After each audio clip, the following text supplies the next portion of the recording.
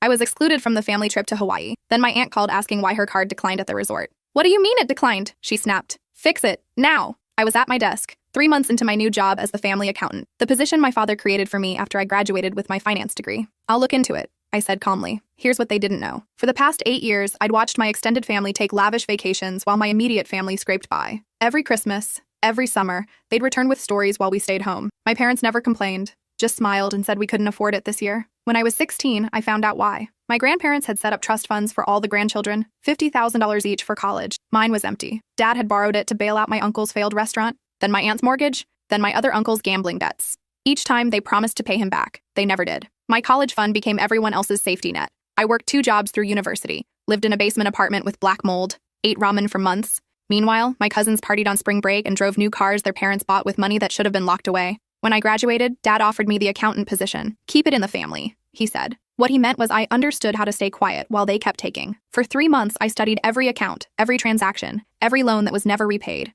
I documented everything. Then I did something they never expected from quiet, obedient me. I froze every account I had access to. My aunt's call was just the beginning. Within an hour, my uncle called about his mortgage payment bouncing. Then my cousin about her credit card. Then another aunt about her car payment. One by one, they all called, furious and confused. My phone buzzed with a text from Dad. Office. Now. When I arrived, the entire family was waiting. 12 of them, all shouting over each other. My aunt waved her phone. You've destroyed our vacation. The money's gone, I said simply. All of it. The room went silent. My father's face turned purple. What did you do? I pulled out a folder, thick with printed statements and loan documents. I transferred everything into a restricted account, the same type my college fund should have been. You can't do that, my uncle sputtered. That's our money. Actually, I said, flipping through the papers, a lot of it is my money. The money you borrowed and never repaid. With interest, you owe me $73,000. I watched them realize I'd been keeping score. Every dollar they'd taken, every promise they'd broken, every vacation they'd enjoyed while I worked overnight shifts to afford textbooks. This is family, my father said quietly. We don't keep tabs.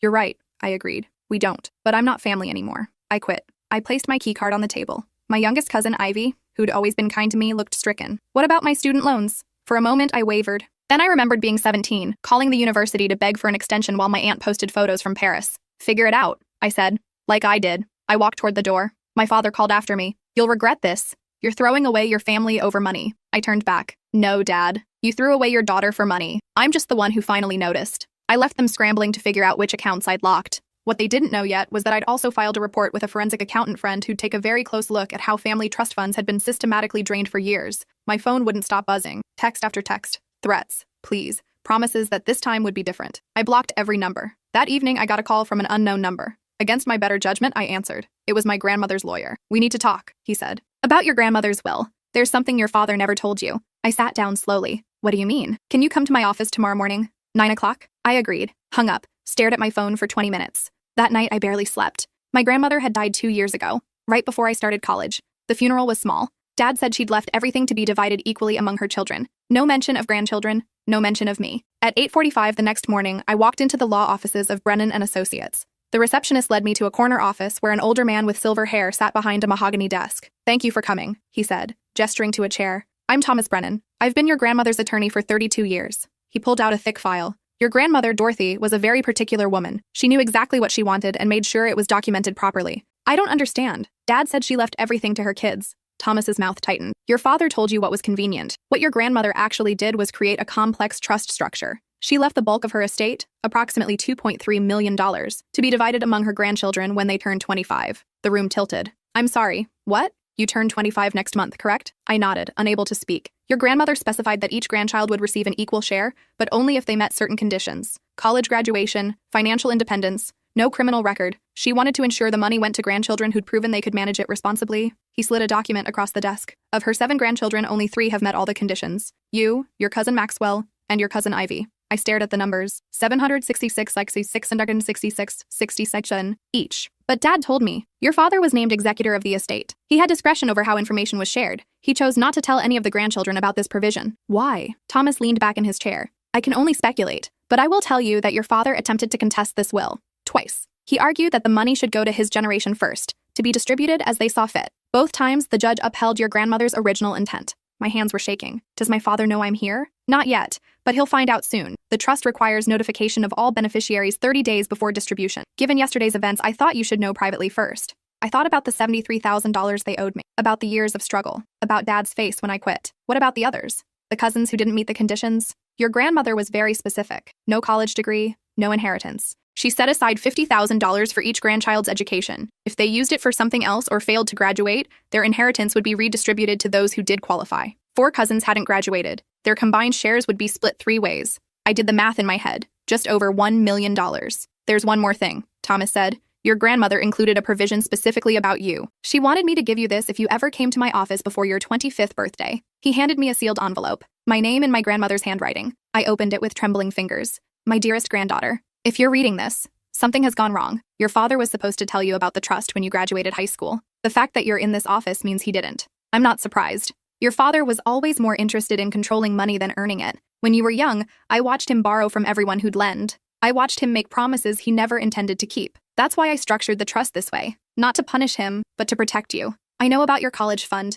I know your father emptied it to bail out his brothers. I found out 3 months before I died. I confronted him. He promised he'd pay you back with interest. I knew he wouldn't. So I made sure you'd be taken care of anyway. The money is yours. Use it wisely. Live the life you've earned, and don't let them take anything else from you. Love always. Grandma Dorothy. I read it 3 times, folded it carefully, placed it in my bag. When do I receive the funds? 30 days from today. The money will be transferred to an account of your choosing. I recommend setting up a trust of your own, with a financial advisor who isn't family. I stood, shook his hand, walked out into the morning sunlight. My phone buzzed immediately. Dad, we need to talk. Where are you? I deleted the message. For the next month, I lived quietly. I found a new apartment, a 1-bedroom in a building with a doorman. I hired my own financial advisor, a woman recommended by Thomas who specialized in protecting assets from family interference. I didn't tell anyone about the inheritance. 29 days after my meeting with Thomas, my father showed up at my apartment. The doorman called up first. There's a man here claiming to be your father. Should I send him up? No. Tell him I'm not available. Through the lobby camera, I watched Dad argue with the doorman. Watched him finally leave, shoulders slumped. On day 30, the money appeared in my account. $1,022,333. I stared at the number for a long time. Then I called Thomas. It's done? I asked. It's done. The other beneficiaries have also received their distributions. Your father has been officially notified that his role as executor is complete. What happens now? Now you live your life. The money is yours, free and clear. I hung up, made a cup of coffee, sat on my new couch in my new apartment and thought about what came next. My phone exploded. 23 missed calls, 47 text messages, 6 voicemails, all from family. Dad, we need to discuss your grandmother's estate. This is a family matter. Mom, please call us. Your father is very upset. Uncle Richard, you owe us an explanation. We're family. Aunt Patricia, how dare you freeze us out? We took care of you your whole life. Cousin Trevor, heard you got a windfall. Remember who helped you move into your dorm? On and on. Everyone suddenly concerned about me. Everyone suddenly remembering I existed. I blocked them all except Ivy. She called an hour later. Did you get it? She asked quietly. Yes. Me too. A pause. Maxwell called. He said our parents are losing their minds. Maxwell was my cousin on Uncle Richard's side. 32 years old. MBA from Northwestern. The only one who'd ever treated me like an actual person instead of the poor relation. Are you okay? I asked. I'm okay. Maxwell's okay. He said Grandma Dorothy knew exactly what she was doing. Yeah, she did. Our parents are planning something. Uncle Thomas called Maxwell to warn him. They're talking about contesting the will again. They already tried that twice. I know, but they're desperate now. Your dad especially. Apparently he owes money to some people who aren't family. My stomach clenched. What kind of people? The kind you don't want to owe money to. We talked for another 20 minutes. Made a plan to meet for coffee. Agreed to keep each other updated. After I hung up, I called Thomas. They're planning to contest the will again, I said. Let them try. Your grandmother's will has been upheld twice. Unless they have new evidence of mental incompetence or undue influence, they don't have a case. What if they fabricate evidence? Then they'll face charges of fraud and perjury. I've dealt with your father's tactics before. He bluffs well, but he folds when faced with actual consequences. Still, I spent that night researching asset protection strategies, trust structures, legal shields, ways to ensure that even if they somehow succeeded in contesting the will, they couldn't touch the money I'd already received. By morning, I had a plan. I called my financial advisor. I want to set up an irrevocable trust today. She walked me through the process. We set up a trust that I couldn't access for 5 years except for approved expenses like education, housing, and medical care. Everything else locked away where no court order could reach it. Then I did something else. I hired a private investigator. I need you to document every financial irregularity in my family's business dealings for the past 10 years, I said. Focus on my father, my Uncle Richard, and my Uncle Thomas. The investigator, a woman named Victoria who'd worked 20 years in white-collar crime, raised an eyebrow. What exactly are we looking for? Fraud, embezzlement, tax evasion, anything that would interest the IRS or the FBI. This could get expensive. I have the money. It took Victoria 6 weeks. She delivered a report that was 147 pages long. I read every word. The highlights. My father had been systematically embezzling from the family business for 12 years. Total estimated theft, $847,000. Uncle Richard had been running a real estate scam, flipping properties using falsified inspection reports. Total fraud, approximately $1.2 million. Uncle Thomas had been betting on sports through an illegal bookmaking operation. Total debt, $623,000. And here's what made my chest tight. The people Uncle Thomas owed money to were the reason Dad had borrowed my college fund. Dad had co-signed on one of Uncle Thomas's debts. When Uncle Thomas couldn't pay, the collectors came for Dad. Dad had emptied my college fund to save himself from his brother's mess, then blamed everyone else. I called Maxwell and Ivy. We need to meet, I said. Today. We met at a coffee shop in a neighborhood where none of our family would ever visit. I brought copies of Victoria's report. They read in silence. Maxwell finished first. He set down the papers carefully. Holy shit. Ivy was pale. My dad did this? My dad too. All of them. What are we going to do? She asked. I pulled out another document, the one I'd been working on for the past week with Thomas's help. We're going to give them a choice. The document was simple. A settlement agreement. They would repay every dollar they'd stolen from the family business, repay every dollar they'd borrowed from the trust funds, and never returned sign over their shares in the family business to a neutral third party. Agree to never contact any of the three of us again. In exchange, we wouldn't report the fraud to the FBI, we wouldn't report the embezzlement to the IRS, we wouldn't sue them in civil court for mismanagement of our grandmother's estate. They'll never agree to this, Ivy said. They will, I said, because the alternative is prison. Maxwell studied the document. This is brilliant. Brutal, but brilliant. They taught us well, I said. We spent the next 3 days preparing. Maxwell hired his own investigator to corroborate Victoria's findings. Ivy, who'd just passed the bar exam, made sure the settlement agreement was airtight. Then we invited our fathers to a meeting. Neutral territory. A conference room in a downtown office building. No family members except the three of us and them. Dad arrived first, then Uncle Richard, then Uncle Thomas. They looked older than I remembered. Tired, scared, good. I placed copies of Victoria's report in front of each of them. You have 30 minutes to read, I said. Then we'll discuss your options. Dad opened his copy. His face went white. Where did you get this? Read first. Questions later. They read. I watched them realize what we'd done, how thoroughly we'd documented their crimes, how impossible it would be to deny or defend. When 30 minutes had passed, I placed the settlement agreement on the table. Here are your options, I said. Sign this agreement and walk away with your freedom. Refuse, and we go to the authorities with everything we've found.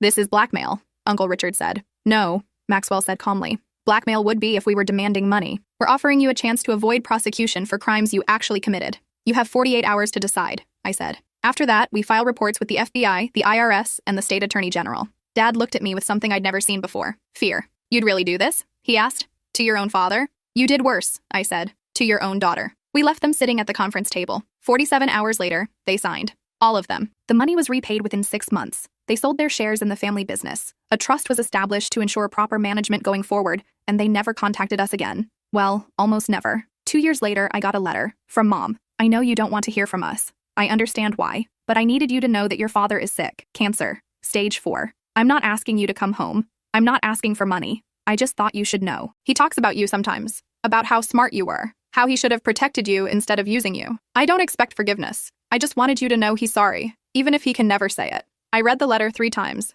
thought about responding, decided not to. 3 months later, another letter came. He's gone. The funeral is next Wednesday if you want to come. No pressure. I didn't go. But I sent flowers, white roses, the kind Grandma Dorothy used to grow in her garden. The card said, for the father who could have been. Ivy called after the funeral. Your mom looked for you, she said. I told her you couldn't make it. Thank you. Are you okay? Yeah, I'm okay. And I was. I went back to my life, the one I'd built with my grandmother's money and my own determination. I worked at a financial planning firm, helping other people avoid the mistakes my family had made. I bought a house, a small one with a garden in the back where I planted white roses. I dated, eventually got engaged to someone who'd also escaped a complicated family. Someone who understood that sometimes the best thing you can do for the people who hurt you is let them go. Maxwell became a partner at his firm. Ivy opened her own law practice specializing in estate planning and family wealth protection. We met for dinner once a month, the three of us, comparing notes on our lives and laughing about how far we'd come. Sometimes I thought about Dad, about whether he really was sorry, whether he understood what he'd done. Mostly I didn't. 5 years after Grandma Dorothy's trust distributed, I received one final letter from Thomas Brennan. Your grandmother left one more item in her estate, a letter to be delivered 5 years after distribution. She wanted to make sure you'd had time to build your own life first. Inside was another envelope in Grandma Dorothy's handwriting. My dearest granddaughter, if you're reading this, you've survived. Not just survived, thrived. I knew you would. I want you to know something I never got to tell you in person. When I was your age, my own mother stole from me. She took money I'd saved to leave an abusive marriage and gave it to my brother to start a business. She said family takes care of family. I stayed in that marriage for 10 more years. By the time I finally left, I'd lost so much of myself, I barely recognized the woman in the mirror. I swore then that no woman in my family would ever be trapped by family loyalty the way I was. That's why I structured the trust the way I did. Not to punish your father, but to protect you from becoming who I was. The money isn't just money. It's freedom. It's choices. It's the power to say no to people who think they own you. Use it well. Live boldly. And remember that the family you choose is often more valuable than the family you're born into. I'm proud of you. I always was. Love, Grandma Dorothy. I cried reading that letter. Not sad tears.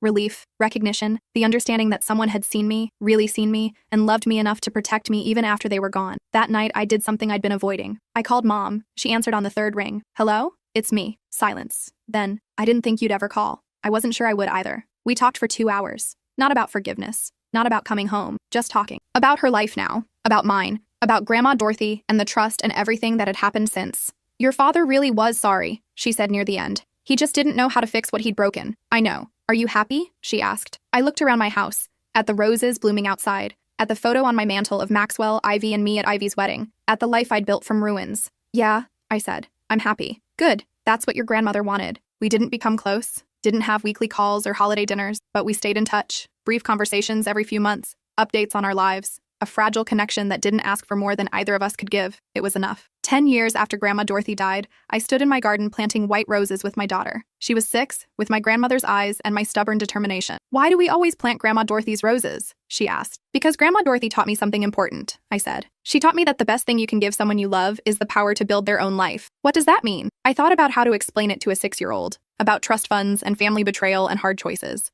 about the difference between the family you're born into and the family you choose. It means, I said finally, that sometimes loving someone means letting them be free, even if it's hard, even if it hurts. She considered this. Like when you let me pick my own clothes even when they don't match? I laughed. Exactly like that. We finished planting the roses together. She chattered about her day, about her friends, about the book she was reading. Normal 6-year-old things. Things I'd been able to give her because Grandma Dorothy had given me freedom. That evening, I pulled out the box I kept in my closet. Inside were all the letters. Grandma Dorothy's letters. Victoria's investigator reports. The settlement agreement. The funeral card from Dad's service.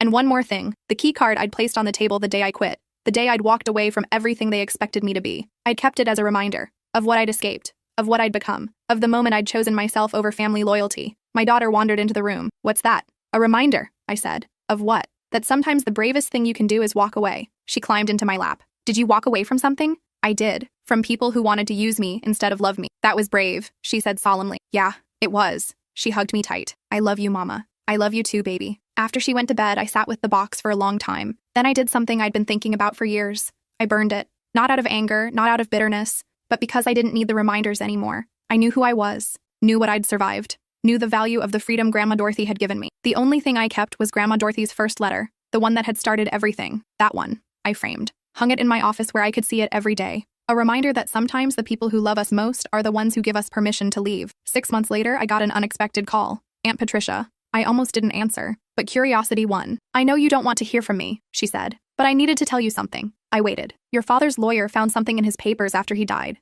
A letter he wrote but never sent. He asked the lawyer to give it to you after enough time had passed. I don't want, please, just listen. I listened. He wrote that he was sorry, that he'd known for years he was destroying you but couldn't stop himself, that watching you walk away was the proudest and most terrifying moment of his life, that he hoped someday you'd understand he did love you, even if he showed it by taking instead of giving. I said nothing. He also wrote that he was glad your grandmother had outsmarted him, that at least one of them had loved you the right way. Is that all? I asked. He wanted you to know he understood why you didn't come to the funeral, that you didn't owe him grief any more than you owed him anything else. Thank you for telling me. Are you okay? She asked. It was the first time she'd ever asked me that. Yeah, I said. I'm okay. And I was. Not because Dad had written a letter, not because family members were finally acknowledging what they'd done, but because I'd built a life that didn't need their validation, didn't need their apologies, didn't need anything from them at all. That's what freedom looked like. 2 years later, I received a call from Thomas Brennan's office. He'd retired, but his partner was handling some final estate matters. There's one more distribution from your grandmother's estate, she said. She set up a secondary trust that was triggered by certain events. What events?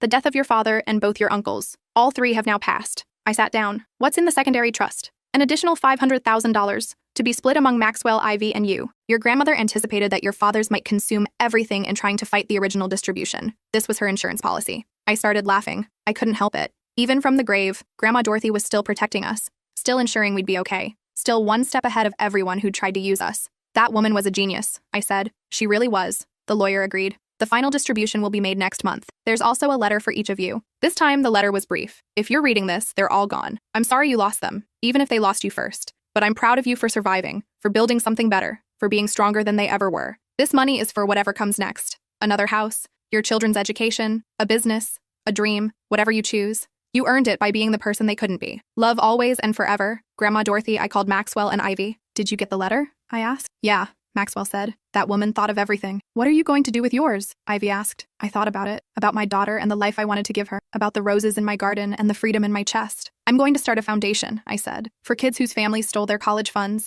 Help them pay for school. Give them what Grandma Dorothy gave us. I'm in, Maxwell said immediately. Me too, Ivy said. Let's call it the Dorothy Foundation. We started small, helped 5 students the first year, 10 the second. By year 5, we were helping 50 students annually, kids from families like ours, kids who'd been used and exploited and told that family loyalty meant accepting cruelty. We gave them what Grandma Dorothy had given us, freedom, choices, a chance to build something better. And every year on the anniversary of Grandma Dorothy's death, the 3 of us met at her grave. We'd plant white roses and tell her about the students we'd helped, about the lives we'd changed, about how she'd changed ours. My daughter came with me when she was old enough. She'd place flowers on the grave and tell Grandma Dorothy about her life, her dreams, her plans. You never met her? She asked once. No, I said. But she knew me anyway. How? She saw who I could become, and she made sure I had the chance to become it. 20 years after Grandma Dorothy died, I stood at a podium addressing a room full of scholarship recipients. 200 students from families that had failed them. Students who'd worked multiple jobs and lived in terrible apartments and survived on determination alone. Students like I'd been. My grandmother never met most of you, I said. But she knew you anyway. She knew what it felt like to be betrayed by family. She knew what it took to survive. And she knew that the greatest gift you can give someone isn't money. It's freedom. The students applauded. After the ceremony, a young woman approached me, maybe 19, tired eyes, determined jaw. Thank you, she said. My dad emptied my college fund to pay for my stepmother's plastic surgery. I thought I'd never go to school. I looked at her and saw myself at 19, saw every scholarship recipient we'd helped, saw the future Grandma Dorothy had made possible. You're going to be okay, I said. You're going to be better than okay. She smiled. I know, because of people like you. Because of people like Grandma Dorothy, I corrected. That night, I sat in my garden among the white roses. My daughter was inside with her own daughter now. 3 generations of women who'd been given the chance to choose their own lives. I thought about Dad, about Uncle Richard and Uncle Thomas, about all the people who'd tried to control me through obligation and guilt and manipulation. I didn't hate them anymore, didn't think about them much at all, because the opposite of love isn't hate, it's indifference. And I was finally, completely free. My phone buzzed. A text from Ivy. Maxwell just donated another $100,000 to the foundation. Said Grandma Dorothy would approve. I smiled. Texted back. She would. Then I put my phone away and sat in the garden as the sun set. The roses Grandma Dorothy had loved blooming all around me. The life she'd made possible spreading out in every direction. I thought about the girl I'd been, eating ramen in a moldy apartment, working 2 jobs, thinking that was just how life had to be. And I thought about the woman I'd become, not despite my family, not because of them, but because one person had loved me enough to set me free. Thank you, Grandma Dorothy, I whispered to the roses, to the sunset, to the life she'd built for me even after she was gone. Somewhere, I like to think she heard me and smiled.